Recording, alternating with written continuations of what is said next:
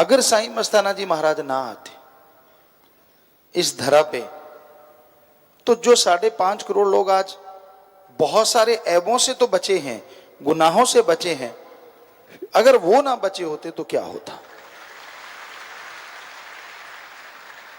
और जिनको मालिक से अति प्यार है, कदम कदम पे चमत्कार देखते हैं, उनका हाल क्या होता।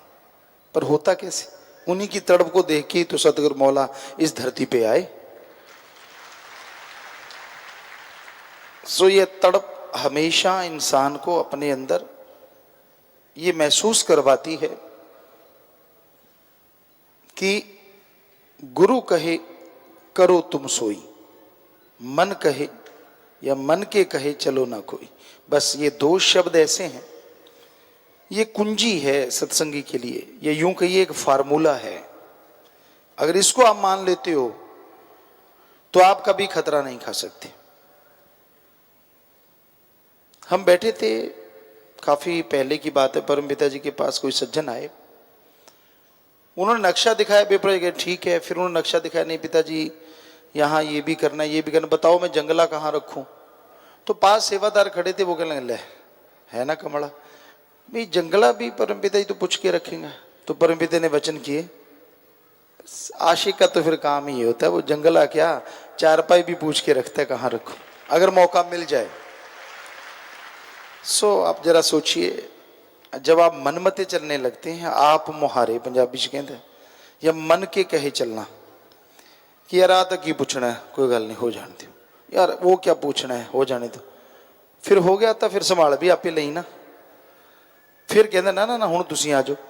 सो कहने का मतलब, आप जो संत पीर फकीर बताते हैं उनको फॉलो करो। वचन बताते हैं बुरा कर्म ना करो, मत करो, सुमरण करो, करो, कड़ा परिश्रम करो, करो, एक्सरसाइज है करो, लेकिन वचनों पे पक्के रहो। कई अहंकारी हो जाते हैं, शरेआम वचनों की धज्जियां उड़ाते हैं, उनकी जिंदगी बुरा हाल हो जाता है। उनको ये होता है कि यार हमें कौन कोई देख रहा है, हम तो ऐसे ही हैं, ऐसे ही करते रहेंगे। तो ये गलत है, ऐसी चीजें नहीं करनी चाहिए। इससे अच्छा है सत्संग में ना आओ जो नहीं आता, पर सत्संग में आके और एक सेवादार बन के अगर कोई गलत कर्म करता है, गलत तरफ जाता है, तो उसके कुलों तक का नाश हो सकता है, क्योंकि फकीरों का कोई पता नहीं होता। कहते पत्थर मारने वाला को पार उतारा हो गया था और दूध ना लाने वाले का बेड़ा डूब गया था। सो कहने का मतलब कहीं ये ना हो कि आप सत्संग में आते हैं या इधर उधर खड़े हो जाते हैं और दिखाते हैं कि मैं ये हूं, मैं वो हूं। कुछ नहीं होता, गंदगी के पुतले हैं सब, गंदगी सबके अंदर भरी होती है। अगर वो सदगुरु को सजदा किया, सुमन करते हैं, राम नाम का जाप करते हैं, तो गंदगी ढप जाती है और खुशबू आने लगती है। नहीं तो है तो गंदगी का पुतला ही इंसान। कितनी बार 2 बार जाओ, 3 बार जाओ, कुछ ना कुछ तो गंदा आंतड़ियों में रहता ही है। सो कहने का मतलब साईं जी यही तो फरमाते थे कि आप किसी को देख के उस पर मोहित हो जाते हैं, या वो आप पे, और वो दिखाता है कि मैं सत्संग में हूं, मैं ये सेवादार, मैं वो, मेरी ये बॉडी में ये बन गया, ये पहुंच गया। इस अहंकार में मत रहो। फकीरों का कुछ पता नहीं होता। आप उसके सामने अगर ऐसा कुछ करते हैं, वो नजरअंदाज तो करते हैं, लेकिन आखिर कब तक, कभी ना कभी कोई बात निकली नहीं और तीर की तरह लगी नहीं। तो कहने का मतलब गलत कर्म मत किया करो, सुमरन करो, सेवा करो। अरे राम को भी कोई बुद्धू बना सकता है। आप बुद्धू बनाते हैं अपने आप को, बेवकूफ बनाते हैं अपने आप को।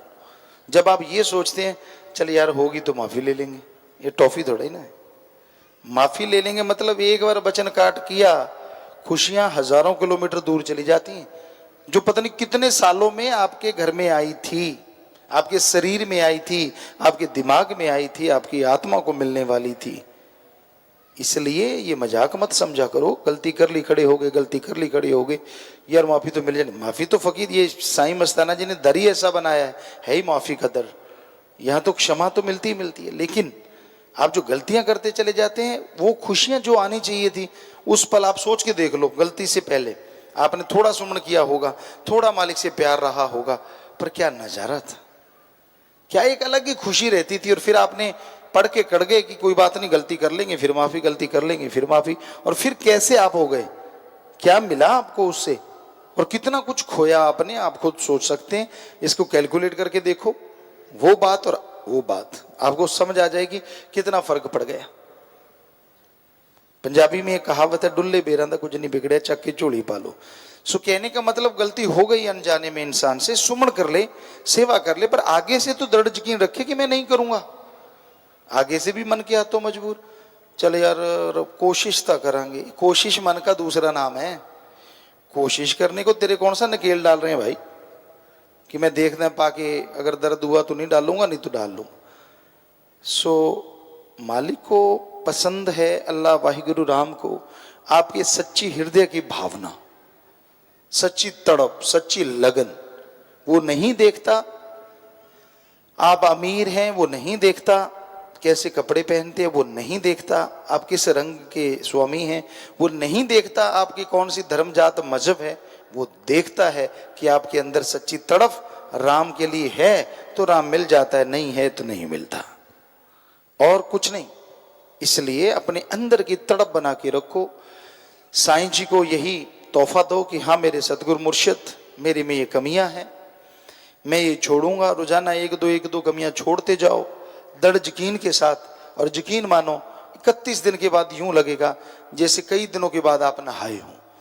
आपकी मैल उतरेगी, आपको खुशियां आएंगी, आपके अंदर एक मालिक के प्रति भावना और जबरदस्त होगी, और आप खुशियों के आलम में झूमने लगेंगे।